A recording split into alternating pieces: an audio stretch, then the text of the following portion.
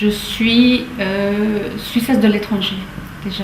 J'ai vécu toute mon enfance, mon adolescence au Brésil. Je suis arrivée en Suisse en 83.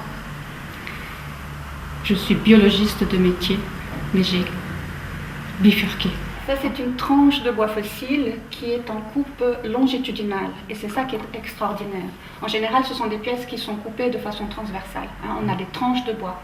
Et là, c'est dans l'autre sens, c'est dans le sens de la longueur. C'est une pièce qui pèse 75 kg et qui a un âge estimé à 220-230 millions d'années.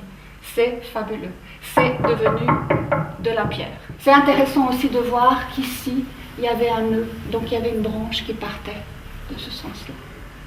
Moi, j'adore cette pièce, je trouve qu'elle est extraordinaire et que c'est un véritable tableau. C'est une œuvre d'art. Je suis tombée amoureuse, donc ça, c'était un coup de cœur.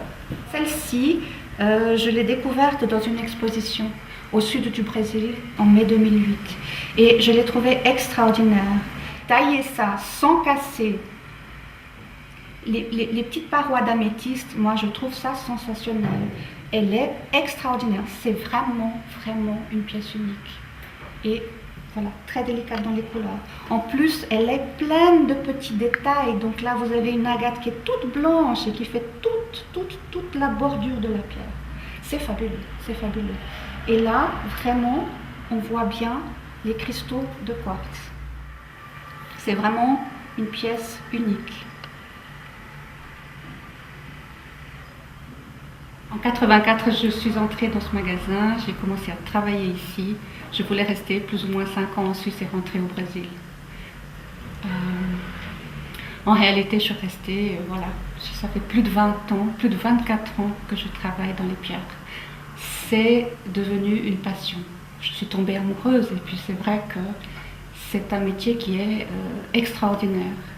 Le monde des pierres, le monde des fossiles, le monde des pierres taillées est extraordinaire. On apprend toujours. On se lasse jamais, on se lasse pas du tout et on est en contact avec des choses merveilleuses. Ça vient vraiment du fond de la terre. C'est magnifique. Ce gros caillou qui est là, c'est une météorite. Et c'est une météorite qui est tombée en Chine. Alors la date de la chute de la pierre, enfin, elle a été, on ne connaît pas. Enfin, on estime à 1516. On a découvert que c'était une météorite en 1958. À l'époque, les Chinois avaient besoin de beaucoup de fer.